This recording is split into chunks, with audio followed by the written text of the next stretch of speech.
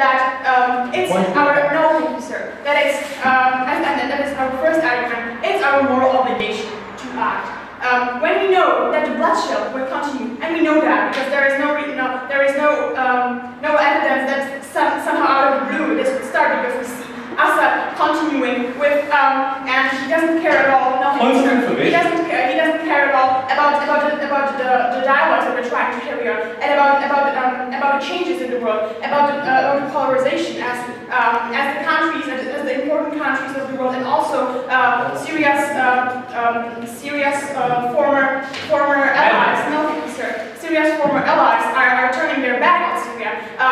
We know, but Assad is still continuing to do this bloodshed. When we know that this bloodshed will continue, we as a body, where we support human rights, it's our moral obligation to act. It's our moral obligation to intervene. European Union as a body with no thank you, sir, with the 50% of the world's contributing to 50% of the world amount of the humanitarian aid. It's a body where those values are very highlighted, and we believe that it's a moral obligation to do that, as it's our values and our society is based on those values. Those principles, no thank you, sir. Those principles have to be carried on. We know that it's actually the country's purpose. The country starts to protect its citizens. But when a country fails to do that, it's our moral obligation to do that. It's our moral obligation to protect those citizens. The international community has to intervene and has to protect the citizen. Yes, sir. If you intervene in any country that doesn't always protect its citizens the way you think it should, would you have militarily intervened in China in 1989 after the Tiananmen Square massacre? No, sir. Thank you for your point, but this is not what we're talking about today. We're talking about the regime in Syria, and through my arguments, I will show you that this is a special case where this is need to be, where this should have been done. Now, you can see with the example of Kosovo, where 8,000 people died in a Srebrenica massacre. NATO didn't get the UN mandate to carry out military intervention. Then, when it happened, it was too late when the international community intervened. And we've seen that there were so many casualties, and therefore we believe that we should act. We've seen that since February the situation hasn't changed. It's still escalating. There are still more casualties. No thank you, sir, and no progress is being held. What we believe is quite sad that America didn't want to intervene. That we believe is very much right. No thank you, sir. Because it is our moral obligation. But since America didn't do that, they didn't do it because they come with the European Union to do that. And that is our second argument. That European Union is the one. European Union is the one. But actually, everybody should do that because it's right. We should protect those people dying. We as no thank you, sir. If anybody wants the international organizations such as the ACJC, etc. No thank you, sir. To cooperate with us, we have to act. We have to act according to the principles, according to promoting human rights, and we simply cannot overview that. We cannot withstand watching such harms and so much casualties arising every day. No, thank you, sir. So as was mentioned, every country actually should do that. But EU, as the main promoter of those values, of the human rights, no, thank you, sir, should start this intervention. If European Union does that, it shows, furthermore, that European Union is an important player on the international field, and that is EU. EU. Of course, there will be also. We hope that EU will be held by other countries, and we highly believe that this is what should happen. No, thank you, sir. That as many countries as possible should join the European Union, and that is correct. We do not think that it's only European Union. We actually think that as many countries should help, and we believe that that this should be promoted all over the world. But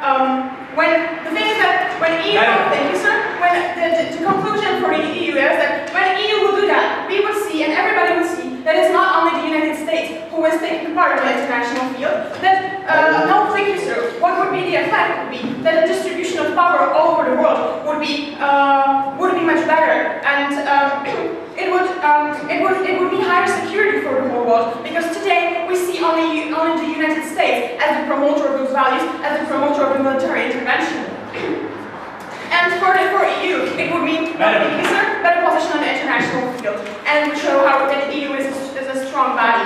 Of course, it would be also better for Syria, because it would see that it is not only the United States who is doing that, as the United States has a rather bad name probably in the Middle East, as they are not supported, as they are intervening in Afghanistan, and they are seen as the body who is just trying to implement some values and implement its hegemony all over the world. So the redistribution of power would also help the situation in Syria. Now, our third argument is the feasibility, and we explained further on in our second speech. We see that it is possible because the EU is not alone. There is the Arab League tagging along. There is Turkey. Mr. Erdogan many times said that he is willing to do that, that he would intervene in Syria, and we are capable of doing it. EU has Cyprus, which Turkey would, which is close to the area, and we can use it as a base to start military intervention. We can see in the situation in Libya that there are plans from European Union, but there are also plans for Airbnb, like Kuwait and United Arab Emirates. And we see that the the Arab League would help to do that. And as Syria does not want to lose its partners, and we see that Syria would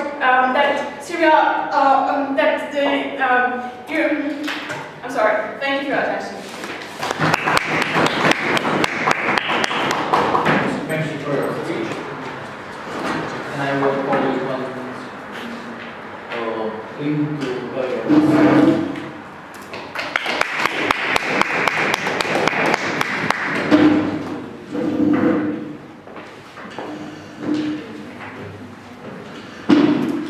Today, we agree with side opposition's ideals. The ideals of saving lives are good ones. But because the road to hell is often paved with good intentions, we simply must oppose. We will further 3 lines of substantive argument today. I will be showing you how we uphold self-determination, how we protect Syrian lives, while my second speaker, Agrim, will then show to you how we preserve the EU's ability to effect positive change in the Middle East. And Agrim's substantive will clash directly with her point on EU's influence in the Middle East. Now let's look at the context of February 2012. They rightly pointed out there was already international pressure for resolution, such as the international arms embargo and diplomacy between the EU, USA, and Arab League. What they failed to point out, however, was that this diplomacy were making progress. They weren't as quick as they'd like it to be, but they were making progress. In fact, in the most recent news, we read about concessions made by the Assad regime, the realities on the ground which they failed to recognize. Today we stand for a policy that's simple. Our policy is that there will be no military intervention as it is not justified. Instead, we stand for change through reform or toppling of the current regime if necessary. This may be achieved through sanctions and other forms of diplomatic pressure, or the creation of safe havens in states like Turkey where rebels can train and regroup. This is a continuation of current efforts, and as worked before, we proved to you that freezing of assets and EU sanctions toppled then Tunisian President Ben Ali, and nearly global sanctions against the junta government of Myanmar has already brought about democratic changes in Myanmar. This will assist in the formation of the backbone of democratic movements post-conflict, and this will prove the yardstick for today, where both teams have to debate on whether legal principles can be overridden for the sake of intervention and which team can therefore forge a better future for Syria. I'm going to take on their case in rebuttal style by asking 3 simple questions. Is intervention necessary? Is there a moral obligation? And is the EU the best party to achieve this? But first, is intervention necessary? And this is when they told us that democracy has failed. Really? Has democracy really failed? And diplomacy really failed? I've already presented to you examples of Myanmar and Tunisia where democracy has worked. But moreover, I put to you that dictators are inherently very rational people. They are able to decide what is best for their role. In the case of Myanmar, for instance, the junta government, after many years of oppressing their people, finally realized that it is possible to survive in a global community with the amount of sanctions put on it. We proved to you that the Assad regime is similarly rational, and diplomacy will work. And then after that, we asked them the Tiananmen massacre POI, where they gave a principal concession that they will not intervene in Tiananmen. So we asked them, is their principle really consistent? Will they step in whenever their lives lost? But moreover, with regard to the Tiananmen Square incident, this further proves that diplomacy has worked before, because through hard diplomacy on China, concessions were made, human rights abuses were stopped. But then the second question is there a moral obligation? And we agree with them. Yes, there's a moral obligation to do something to save lives. We simply don't think that military intervention is the best way, because military intervention will cause more harm than good. You've got to understand the context of Syria, fighting along the streets in an urban setting. We think that there will be more lives in their case. We will further prove this along our substantives. But then the final question is the EU the best party? And this is when they really failed in their burden of the motion, because the simple response was, well, as many countries should help if they can. Hold on a minute, isn't the motion EU should unilaterally intervene? And this means that their burden is to prove that EU should intervene alone, without the help of other parties. And we'll be proving to you through our substantive that EU was unable and unwilling. I'm going to be transiting on to my first point of substantive, on respecting Syria's autonomy as a nation. And the thesis is that Syria's government and people have sovereignty to deal with civil war, and hence military intervention is not justified. Let's first look at why sovereignty is inherently important. Sovereignty is important because it allows communities of people to make a difference to their existence through protecting their freedom to choose. However, military intervention fundamentally breaches territorial sovereignty because it is inherently invasive. And this is bad, because the nation's sovereignty forms the basis of international relations where forming mutual recognition and respect between every country as equals. But more specifically, in February 2012, there was no indication among the populace whether they wanted intervention or not. And as such, any form of military intervention would have been an unwarranted imposition of will of another state on the Syrian people, removing their right to determine their own fate. In our case, we protect this right to self-determine by allowing the people to be the catalyst of change. We respect sovereignty by not holding the government at gunpoint, and we don't allow for foreign parties to infringe upon aspirations of the people by force. But I'm going to be transiting on to my second point of substantive. I'll take you a minute on the practical harms of intervention. And in this point, I'll prove to you how there will be lives lost and lives destroyed. But before I move on, yes sir? Why do you protect the government and not the civilians? We don't protect the government. We think the Assad regime is fundamentally flawed, but we protect the civilians' right to choose. And because the civilians have never given any indication that they wanted soldiers to come into their streets, blast their houses, kill their people, we think military intervention is fundamentally unjustified. But back to my point of substantive on lives lost, and this is where I prove to you that their case fundamentally makes things worse. Because military intervention inherently causes an escalation of violence and an increase in bloodshed. Why? This is fundamentally because of the indistinguishability between friends and foe. Both sides of the conflict engage in guerrilla warfare. Neither side wear distinct uniforms.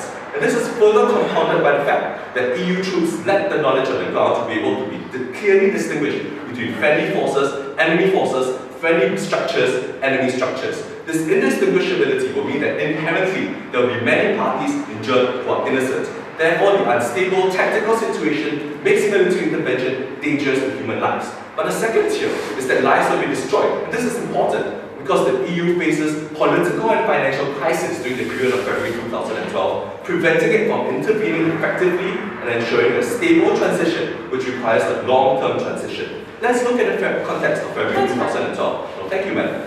Firstly, they lacked the political will to mount a unified military operation.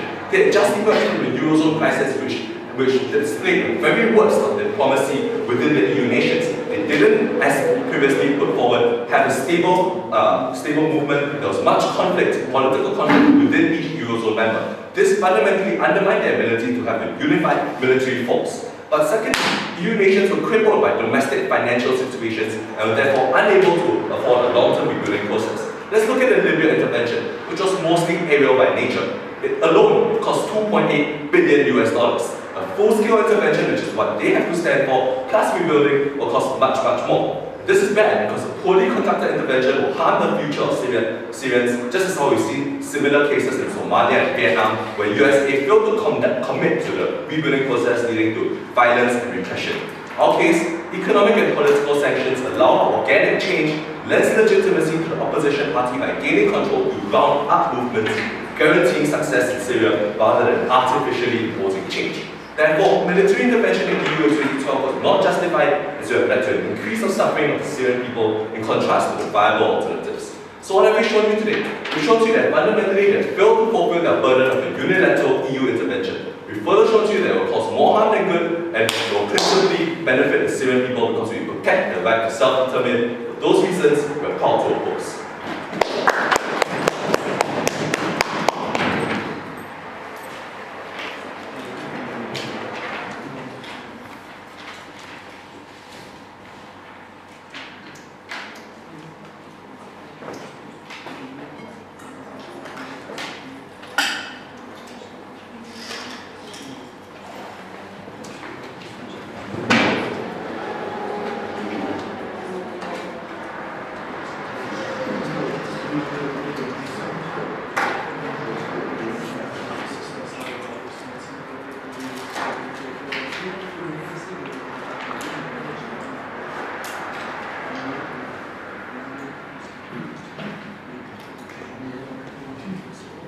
Thank you for your speech.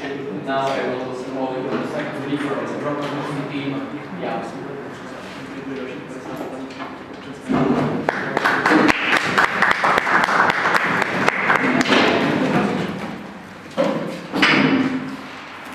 Ladies and gentlemen, this had a question outrage besides opposition ignorance today of the human rights and penalties which are actually being lost every single day in Syria. Well, in my speech first, I'm going to address the three fundamental points which the side opposition really come up with. Why actually the intervention would not be possible and actually it was not 2 months ago. The first one was because of the sovereignty right of the Syrian government. Second was the feasibility that the guerrilla warfare won't be actually able to allow us to have a feasible intervention. And the third point was that we actually don't have money. Since the side opposition today hasn't come up with any practical reason, any principal reason why not to do the intervention, as they're always talking about practicalities. I'm going to address those practicalities, but then I would like to concentrate on principles because we believe that this motion, since it is a motion talking about the past, we believe that the most important thing is to prove that principally it was important to do such an intervention, and that we are standing for the principle of the human rights as the most important thing. We are not considering an intervention now. We are talking that we should have done an intervention 2 months ago. No, thank you, sir. Well, so what we have first heard from the side of opposition was that the Syria has the ultimate right for sovereignty, but actually we believe that the fact that the Syrian government is completely omitting the human rights of their civilians, and actually 8,000 people has been already killed. Point of information. No, thank you, sir. We believe that under those circumstances, the right for sovereignty is actually fairly outweighed by the fact and by the very supreme human rights, and the first one, that actually individuals has the right to live. And if we believe and we see that actually Syrian government is massacring its citizens and is not able to provide and protection, no, thank you, sir, and to protect them from collateral damage and so on, we believe that under those circumstances, the right for sovereignty is not what we are supposed to uphold. And furthermore, through our intervention, we are not considering to engage in new colonialism. What we are considering is to help to overthrow the government and then to give people the power to decide and actually build their own government. So actually the sovereignty right would be preserved because, no thank you sir, because the sovereignty right stems from the power, stems from the opinion of people and the nation. And we believe that since each nation has the power to determine themselves, and eventually the people in Syria are protesting against the Bashar Assad, and since actually the people in Syria are calling for international help. We believe that actually mirrors their right for self-determination, and we believe that if they would be given the right then to choose their own government, and then people reflect and foster their right for self-determination even more. Well, the second argument that we heard was the feasibility, that the fact that actually the guerrilla warfare is what is currently going on in Syria, was going on 2 months ago, that it would not allow us to actually do such an intervention. But ladies and gentlemen, even 2 months ago, the National Council of Syria has been created with its representatives standing in Turkey. And we have heard many times from Mr. Erdogan, which is the head of the Turkey Foreign Affairs, that actually if the intervention from the European Union would be... Point of information. No, thank you, sir. if the intervention from the European Union, from any other NATO members, would be committed, then that Turkey and the representatives, the Syrian representatives which are now currently based in Turkey, would actually try to unify the opposition in Syria as much as possible, so that there will be clear distinction. What are the pro-Syrian, pro-governmental forces, and what are the pro-rebel forces? So we believe that under those circumstances, the operation would be feasible. On top of that, we can have witnessed that in Libya, that actually in Libya, at the first 2 months of the conflict, where actually, where actually the NATO was engaged, there was as well no clear distinction, and that the National Transition Council and the clear unified opposition was gradually created, not at the very beginning, and yet the operation was feasible, and yet the operation was very sufficient, very efficient, as we were able to overthrow the regime in less than 1 year. Don't you agree? In Libya, NATO planes accidentally bombed rebel convoys on a day-to-day basis. The rebels couldn't do anything because NATO had such overwhelming military force. They were so dependent on them. It wasn't good for the rebels at all. Sir, of course we can derive an inductive argument that some collateral damage was happened, but we believe this is a necessary harm of any kind of conflict. But if we look at this on a macro perspective, we see now 3 people in Libya which are actually now planning to design their own government, and we see that this operation was highly successful, and actually any kind of induction as you now presented is not anyhow important in this context. So, ladies and gentlemen, the third point which was raised by the side of opposition was that we don't have money, but ladies and gentlemen, we have explained in our second argument and even the third argument that actually we have the money to do this. Even in Libya, in the financial crisis, yet we have contributed greatly as a European Union, and we have the power to do this. No, thank you, sir. And on top of that, in terms of the feasibility, we have actually shown that if the European Union was to start an intervention, we would enjoy the support of Turkey, we would enjoy the support of another NATO countries, and we would even enjoy the support of, for example, the Arabian League, as in Libya, so that the United Arab Emirates or Kuwait would provide their airplanes. Ladies and gentlemen, the fundamental thing which they put on us is to actually only prove that the European Union would do such intervention, but we believe that the motion reads as follows, that the European Union, yes, unilaterally would commit such intervention, but we don't believe that this only restricts European Union to do this. We believe that actually it's a more obligation of the whole international community, and if the international community was so negligent throughout the 8 months, now the European Union as the main contributor to the humanitarian aid, as the main promoter of the human rights, should do this state. But we still believe we still believe that another members in the international community should support European Union in this effort. And we actually believe that the motion doesn't restrict us to argue that just strictly the European Union should do this, because it doesn't make sense if you look at this from the principle point of view. Well, so to further develop our third argument with the feasibility, we have proved you that we have even the capabilities, as for example the Cyprus, where we can launch our attacks, and that actually we can efficiently commit such an intervention, and it doesn't have to result in a bloodshed, which was always said to us by the side of opposition. Yet any kind of analysis how that won't be possible was ever offered by the side of opposition, and yet we believe that if we look at the example of India, we can actually quite efficiently succeed in that. On top of that, we have never ever heard anything to our example of Kosovo, that actually if the NATO was waiting for that long time to decide whether they would finally do such intervention, at the same time 8,000 people died in the Srebrenica case. And actually we believe that since the regime is irrational, we are not under any circumstance morally justified to wait whether something would happen. Because ladies and gentlemen, if we could have witnessed actually 3 days ago that even the negotiated ceasefire, which was a diplomatic solution, failed, and that actually the attacks still continue in the city of Homs, we see that there is no room for any kind of diplomatic solutions, and that actually the regime fears its end and is scared of its life and will act irrationally, as did the Gaddafi in Libya. And if we know this, that the bloodshed will continue and there won't be any diplomatic room, we urge you to actually give us the vote and to go and help the Syrian civilians and promote the human rights. Thank you.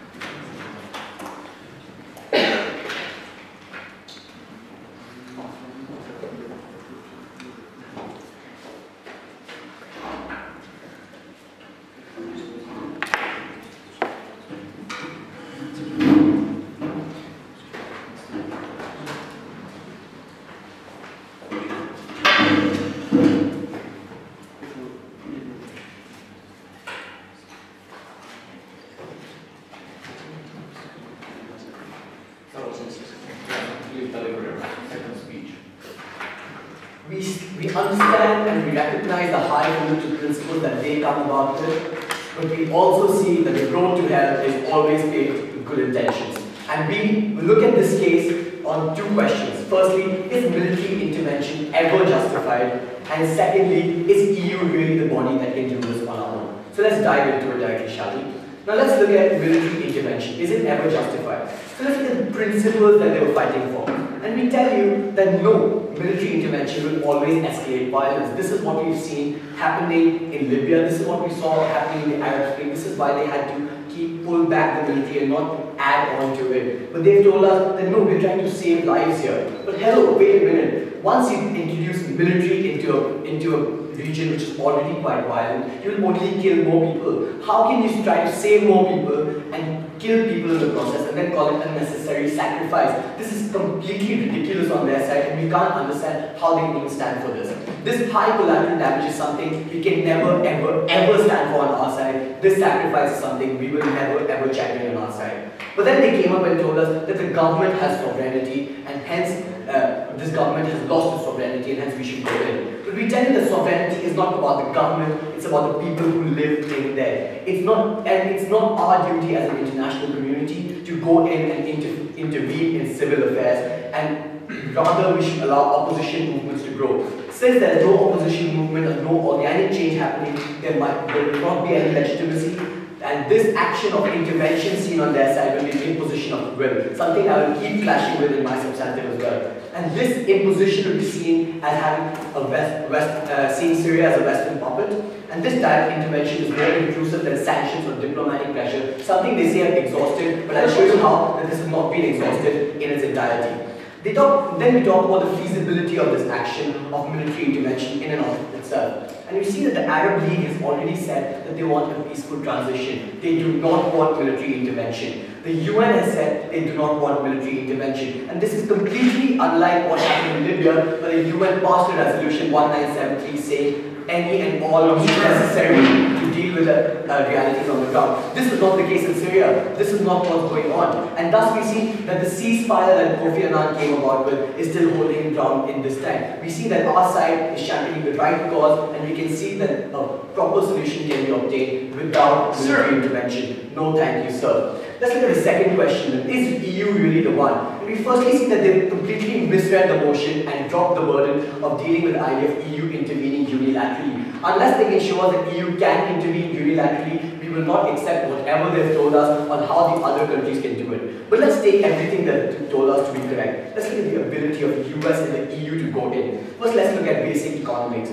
The US is in $16 trillion debt. The EU collectively is in a debt of $4.5 trillion.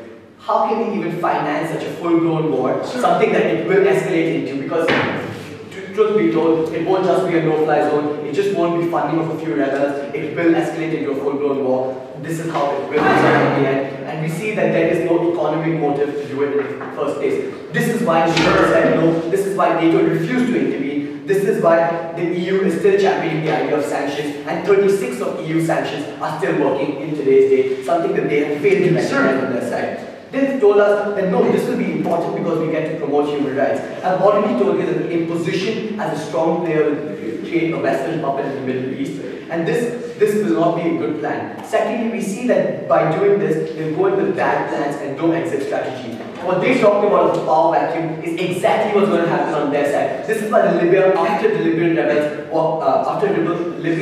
won, there is still a power vacuum that exists today. The National Transition Council in Libya is not able to hold in today's day. This is why we see their policy will fail. Then again, let's look at the EU in itself. Who will go? France, Germany, UK. We see that the clash that is taking place between political motives and the political will not exist on their side because of different foreign policies. And hence we see that all their ideas of military intervention will A, not hold, and B, if that happens, it will only fuel sectarian violence and sectarian clash, something I will clash with in my substantive later on. Before that, yes sir. Since the ceasefire has failed, isn't this a clear example that the regime is not rational, so that they even such an approach to negotiate? So, the ceasefire has not failed. If you read yesterday's news, the ceasefire is holding and the UN is planning to send monitors inside Syria. If you're not holding up, this is how we see things have progressed since February. Things are changing, and this is the kind of ideas we stand for. We do not want a radical imposition or a change. We want a gradual shift, a gradual ground-up movement. We want organic change. We do not want a top-down approach, something that you propose, something that is bad. Now let's look at my substantive for today on preserving the EU's ability to effect positive change in the region.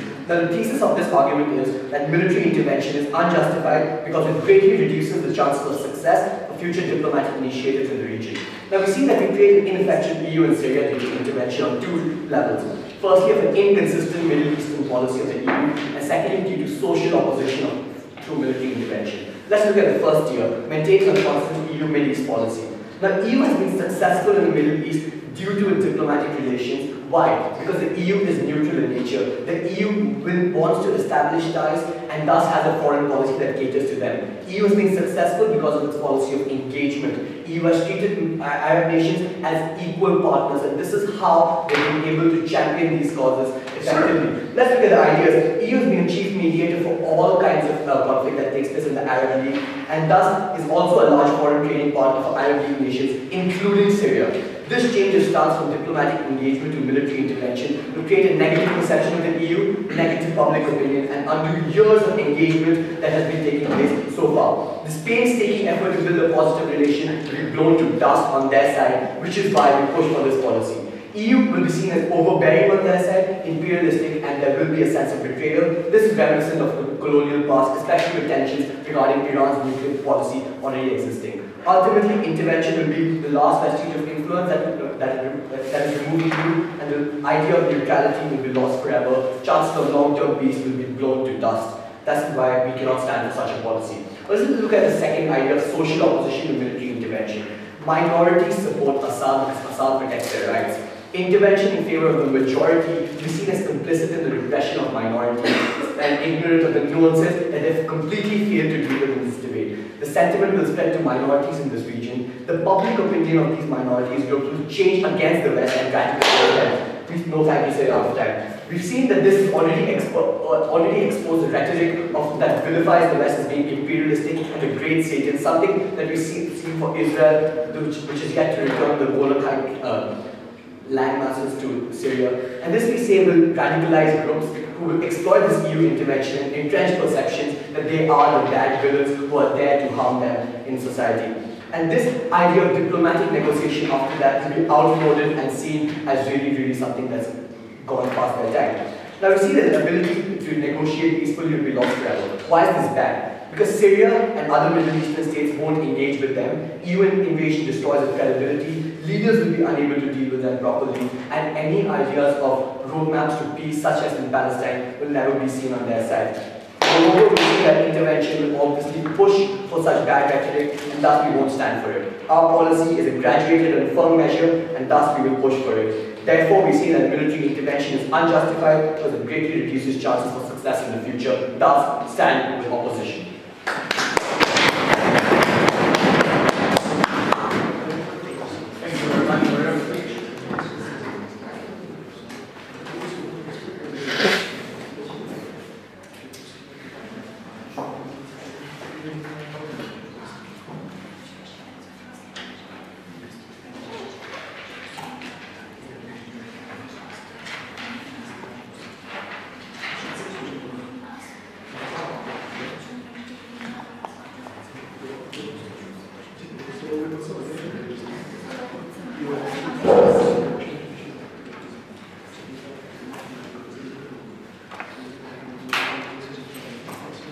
And now we call the first speaker of the opposition.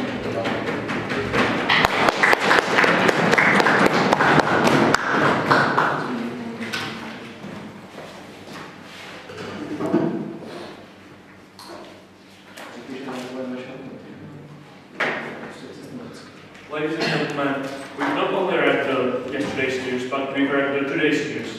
And it has shown that the ceasefire has failed, and that again there's violence, and that the diplomacy has again failed.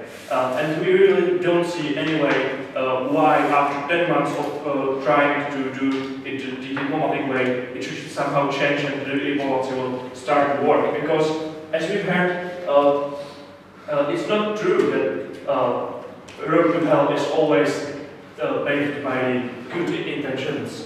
There are people, not many, but there are people who are simply not good, such as Assad and such as where Gaddafi or Saddam Hussein. Ladies and gentlemen, in my speech, I'll firstly focus on our principles and explain why these principles are so important in today's debate, and then I'll tackle the points brought up by opposition. First of all, let's make it absolutely clear that this debate is really about the principles in question. It is about whether we should have intervened or shouldn't. It's not. No, thank you. It's not whether we had the money or whether there were some practical problems. They could have been somehow overcome, and we've shown you many examples. But the real question of this debate is where we should have. It's not whether the European nations all agreed on that, but whether they should have agreed. And that's what we stand for in today's debate. Now, moving on to our fundamental argument about the responsibility to protect civilians in Syria. And we've shown you that since Assad's regime has failed to protect its citizens and is killing its citizens, we have the responsibility to protect them.